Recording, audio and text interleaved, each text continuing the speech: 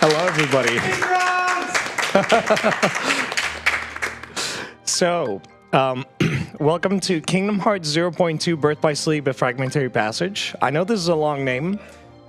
I will give you the rundown. This is a game that basically happens during the events of Kingdom Hearts 1, after the events of the secret episode, if you've played Birth by Sleep. I have my co-commentator here, Valyssa. Hi. She basically started running this game because of me, and I am really sorry. I mean, it's very true, very true. I accept your apologies for now. But yeah, so yeah, I think we should get started. Tech ready? All good? All right. So, we'll go in 3, 2, 1, go. Good luck, Tony. Thank you, thank you. You know, sometimes I say good luck and like it's all like a skill-based game. I mean it. Good luck. Thank you. So yeah, this game is basically started out as like a tech demo for Kingdom Hearts 3. The dev team kind of wanted to experiment with a lot of things, and this game actually introduces one mechanic which is called situation commands, and most of the time we actually want to get situation commands. The thing is, we want to get Grand Magic, or we want to get Spellweaver, which is basically similar to what Birth by Sleep does, where you can just go into a style. So right here, we just fight a couple of shadows. Of course, that shadow wanted to attack me right there. Yeah, so this is one of the elements of luck, just waiting for a shadow to attack you, because Oh my god. counter guard is so much better than just manually attacking each of these shadows. Unfortunately, I have to because I messed up. I can try here, though. There we go. Yeah, this game is really, really difficult with getting enemies to cooperate. We'll see later, the first boss in this game is unfortunately not well made. Demon Tower is something else. You can get a certain, like, pattern, which I hope I see, but other than that, it's basically just a game of luck. This game is just 50-50 most of the time. Either you get it or you don't. Yep. I'm actually delaying the counterblast there so I can get a lot of enemies. Shadows typically start getting close to you, then they just go away if they see you start attacking. That was decent. That's good. Decent shadows too. But yeah, this game basically, when it came out, it was released on PS4 with Dream Drop Distance and key back cover. It was something else. Actually, a lot of people ran this game. And to be fair, it's, I would say, like a really good short run. Unfortunately, most of the things in this run, like the movement, like it's good. But there are some points where you have to do a bit of platforming and it's a bit awkward. Thankfully, Kingdom Hearts 3 definitely improved on it, so it's not as, awkward, I guess. They did introduce a new system in KH3 as well called air stepping, which allows you to close gaps between enemies. And of course, I get hit there. Yeah, so the objective right now is to get these 5 gears, the turn back time to before the bridge broke. And yeah, that's basically this area. There will be a few forced fights, and that's about it for the starting area. Yep. Yeah, you also get to see cutscenes from Birth by Sleep, which is really funny because Birth by Sleep is like a PSP game. So you see like Unreal Engine 4 gameplay and then just like PSP cutscenes, which, interesting. Yep. Funnily enough, this game has objectives which give you they give you clothing which you can customize Aqua with. Unfortunately, that feature was not brought into KH3, which is really disappointing. It's so sad. I really would have loved to see it, but I guess it was mainly made for this. But it's a shame because it would have been really cool to see, Sora with like cat ears or something. Would have been really funny. Sora's not whimsical enough. Yeah, I guess. Unlike Aqua, known for her whimsy. Yeah. I mean, technically, you can mod things in. I think somebody did make an objectives like menu or something for KH3, but I don't know if it's, you know, well made. Also, I have to wait here for the hitbox. I don't know why. This game is funny. It's like, oh yeah, you want to hit the gear early. Like, no, you have to wait for the lock-on icon to appear. And you cannot actually lock onto the gear unless that lock-on icon appears, so it's all good. Yeah, also one thing Tony did right there to get over the wall is to do a combo. So on beginner difficulty, you have the ability Combo Master, which lets you always go through all hits of your combo. Whereas normally, without that ability, if you miss your first attack, you don't get to do your second attack. So sometimes that can be useful for getting a little bit of extra distance in the air. Yeah, and the crazy thing about this game, actually, is that this game has critical mode. In critical mode, it's like, the way I would describe it is, if beginner mode is like riding a bike with training wheels, the wheels are off. You're basically, you don't have Combo Master, you don't have Combo Pluses, I think.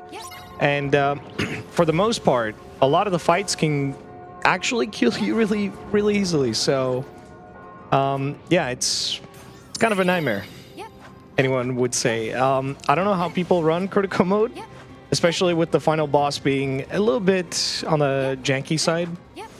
Okay. So now we have the first boss, Demon Tower. I hate this boss. It's pretty rough. Yeah. So yeah, this boss likes to, like, whenever the eyes turn like orange, I believe it gets some armor and it's getting like ready to attack you, and it will just like hit you if you're anywhere near it. So before that happens, you generally want to get out of the way. Yeah, unfortunately we can't really do anything to speed the armor phase up. We do want to get Blizzard and Fire. Oh my god, it's throwing me. Yeah, you want to get a shot lock there. I don't know if I'll get it in time. Yeah, okay. No, I was too slow. Yeah, so normally they would have done like a heck ton of damage. As it stands, it barely did anything, which is really unfortunate. Yeah. This fight is rough because, like, even if you try to get like a consistent outcome, there's always going to be like something different happening. That's the sad thing about the bosses in this game. It's there's a level of consistency, but it's unfortunately not, you know, enough to kind of, I guess, be like, oh, you know, I did this wrong. It's like you can try and get, you know, things done, but yeah, that's Demon Tower.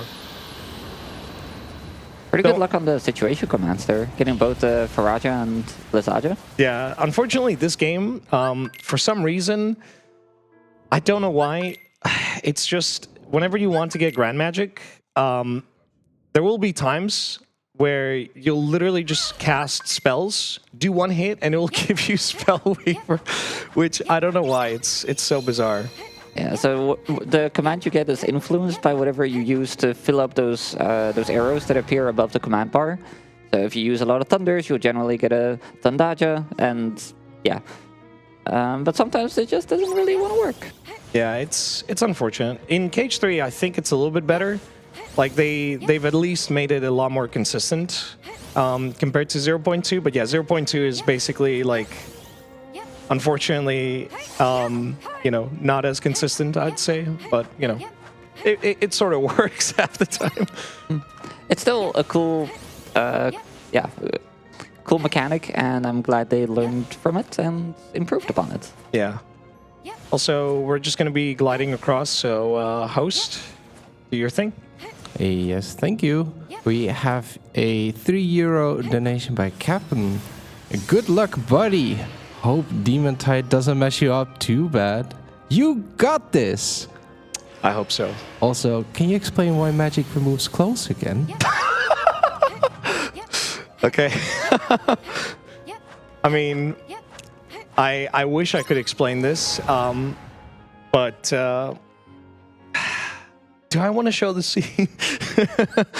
Okay, so Captain is referencing the end of this game where you basically, Mickey loses his shirt. For context, in the first game, they couldn't use Mickey because it was basically a property of some company that owns this game. And they had to use him in one scene, and that scene happened to be the final scene, which, you know, was very fitting. And in order to keep up with the continuity, they had to basically explain why Mickey is shirtless in the final scene. And the way they do it, unfortunately, is with a cutscene which basically shows Demontide just hit Mickey, and for some reason it just... his shirt evaporates, basically. That's the best way I can describe it. That there's no better way. That's what you see. And it's a beautiful cutscene. It is. Like, it became this whole thing in Kingdom Hearts 3 where they need this clothing to protect them from the darkness. But then, like, obviously they have to be wearing that. But then in the first game, he's there in his iconic, just, you know, the red pants look. Gotta make it work somehow. I don't know how else I would have done it, to be fair. Yeah. Yeah, it's really funny that that's like the explanation given, but literally just like, okay, that's a detail they had to and add. Just a very befuddled look on his face as it happens. It's beautiful. His face is literally like, just like, I don't. He's flabbergasted. Bro is flabbergasted to see to see Aqua just go back to the realm of darkness. It's unfortunate. Anyway, this room is confusing. I'm not a fan of this one. Yeah, this room is basically just like, yeah, we have pillars, we have puzzles, and the funny thing is we actually want arrows here because you want to build up. Also, I went the wrong way. Oh my god. We want to build up Spellweaver for the next Phantom Aqua fight, which is actually a really good way to do the fight, because if you do Spellweaver, actually, I should say this, fire doesn't add revenge value, and if you do Spellweaver and you don't do the finisher, you can actually, like, just cheese this fight. It's really incredible. Yeah, so the enemy Aqua right now is also using Spellweaver. Thankfully, we can kind of just interrupt her. Oh god. Of course I dropped my combo. Yeah, so just to kind of elaborate on the story, yeah, in the dark world, there's like no real normal time progression, and basically, it just really messed up. So she's just wandering around here endlessly and getting very depressed, as Yeah. you might expect. That's unfortunate. Yeah, his attack is very, very slow. Yep. Let's see if I get the shot lock in time. I think I will. Nice. Nice. Let's go. But yeah, the world's basically just messing with her head. That is, she's having to fight like her own demons, and Yeah. that's the best I can explain it. Yeah, they basically want to make it clear that Aqua's not having a great time here, and she also did not have a good time in Birth by Sleep. She had to fight Dark Balls, which actually suck. They really suck. And fun fact, by the way, about this game and Birth by Sleep, the secret episode, both of those expansions, I guess you could say, they start you at level 50 because they want to, you know, you could theoretically do a level 1 playthrough, but the devs were kind enough to be like, okay, maybe that's a bit, you know, too much. I mean, she's also got like a whole story behind her. She is a master, a Keyblade master. Yeah. So it does make sense to just start her off with some power. Yeah. But the funny thing is that level 50 in this game, in conjunction with critical mode, is actually really hard. When I say really hard, you can literally just get sniped by a Neo Shadow, and you can't do anything about it. You can literally get smacked by Demontide. That's it. It's over. Like, you're dead. It's definitely a challenge, and I remember specifically when this game came out, the devs did a patch to fix the damage output, because apparently damage output in critical mode was not good enough. So yeah, that was fun. Yeah, so the thing with critical mode in these games is that you're generally squishier, but you also deal more damage, so it's kind of just like glass cannon type of way of playing. So if you're not doing enough damage, then it's kind of just very punishing. Yeah.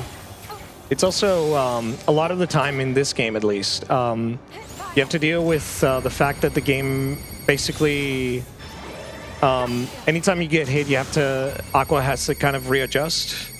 It's sort of like the dev's way of like, okay, you know, try not to get hit basically, which I guess works a little bit, but it's kind of annoying when, you know, you get constantly like hit and it's like, oh, I can't do anything. I have to wait for Aqua to kind of, you know, land on the ground. Same thing happens with combos most of the time. It's a little bit, you know, weird. I would say that in 3, oh, of course, classic. In 3, she plays a lot better, but, you know. Or like the one fight that you play. Yeah, I was gonna say for the one fight. But yeah, it's, you know. I mean, technically two if you count the DLC, right. I guess.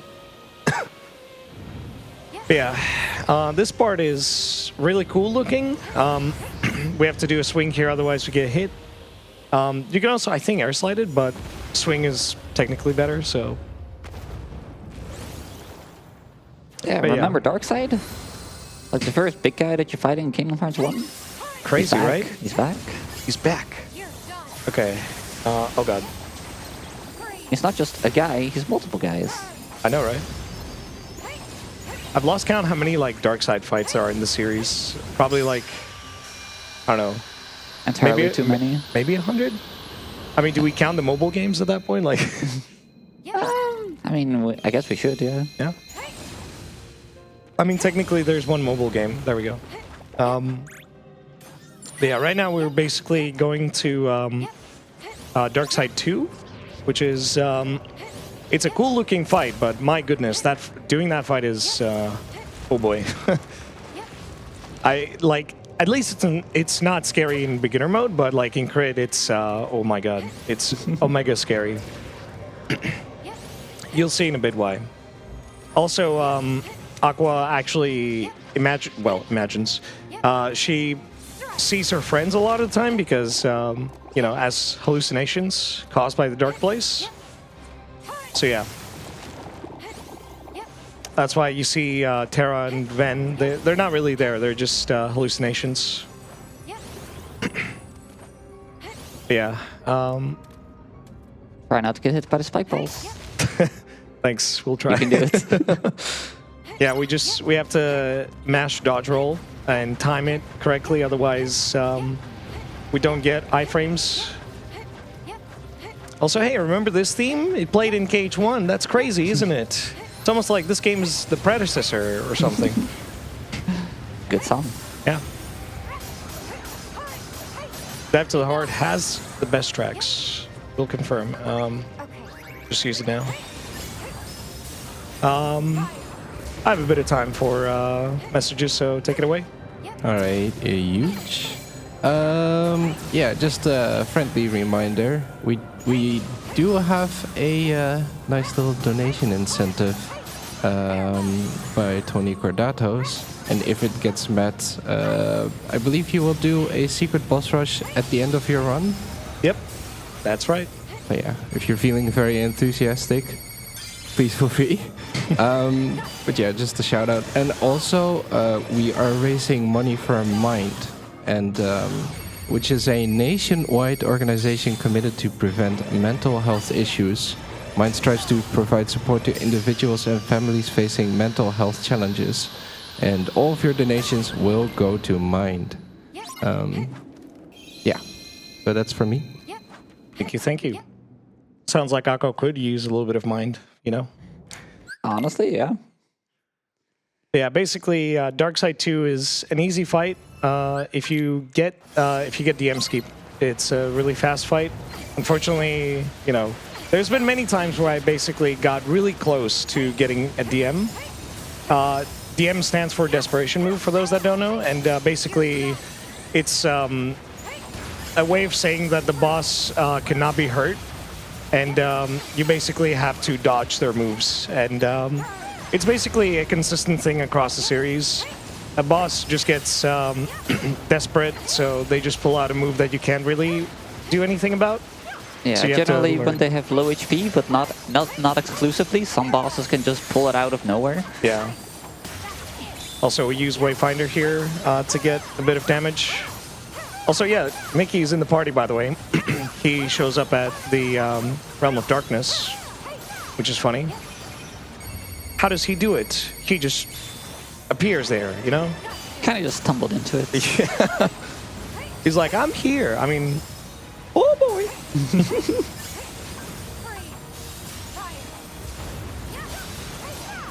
Unfortunately, yeah, Demon Tower is really hard to work with. And that's Demon Tower 2. Yeah, right there you could see the Blizzagia did so much damage, and then the Furagia, or the other way around, I forgot. Oops. Did a whole lot of not damage because it suddenly got armor. Yep. Yeah, it's unfortunate. Like this game is really fun to run, but it's just like these 3 fights, like Demon Tower 1 and 2, and Demon Tide, which we're actually going to see coming up. That fight is like, I want to say it's really cool, but like all you do is just magic, you do hits, and then you just guard attacks, basically.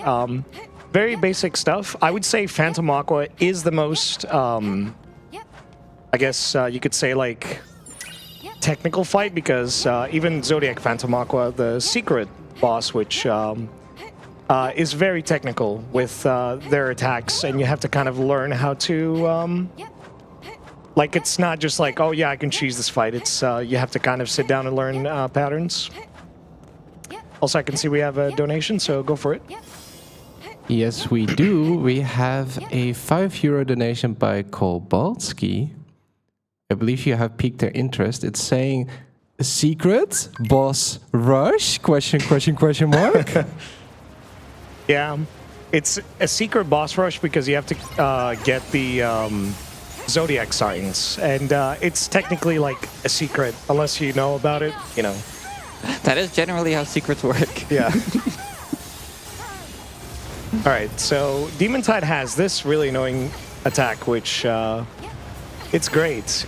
There's also another attack which can stun lock you, which he throws shadows at you. Yeah, this boss loves to just stay out of your reach. Yeah. And just generally not take a lot of damage unless you get the Wayfinder situation command. Yeah. Also, when he does that, that's basically him just opening up his defense, so you can just do a lot more damage. Let's do Spellweaver. So another thing regarding the difficulty, on beginner, if you destroy the crates, they drop some recovery orbs, so you can get some focus back, get your magic, and I believe health as well. On critical, they don't drop anything. So you're at the wits of your own healing items, which you do have, but you can only use a couple per battle. Yeah. Yeah, that's another really kind of silly thing. In every difficulty, the game basically restricts you on your items. You only have, I think, 4 per fight. And what the game considers a fight is kind of weird, especially in the Secret Boss Rush. There's like a fight going on, which is basically like two fights, one next to another. And yeah, the game basically just... is like, oh yeah, you want to use items? Good luck, you know? Oh boy. Yeah, this phase is kind of weird. Oh god. Of course. Thanks, game. Yeah, this game can be a little bit rough to run, especially when you're really trying to optimize it. But it's also very easy to get into because of its length, and there's no like crazy skips you have to learn. Oh boy. Goodness. Thank you, Mickey. Mickey actually helping. That's crazy. Also, this is the final boss, so time is when he gets the final hits and the game slows down. Yep. So, Tech, get ready on time. Yep. Should be it. Time. Yeah, time.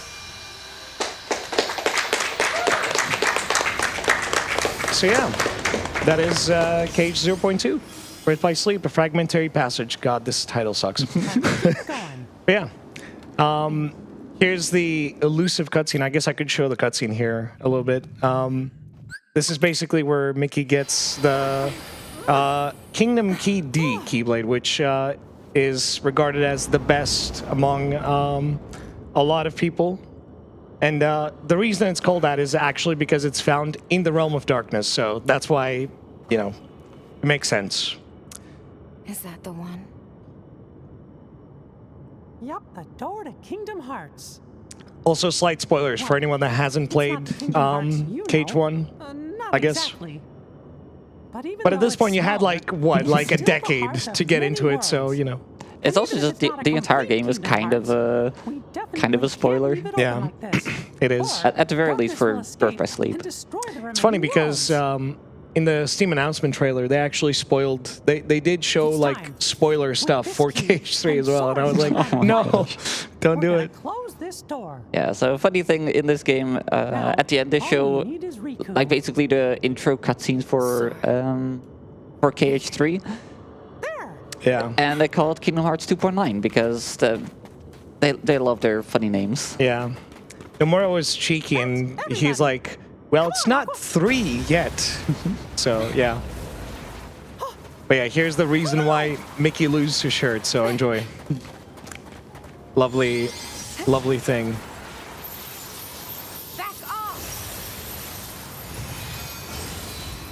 I will say Aqua is the best character.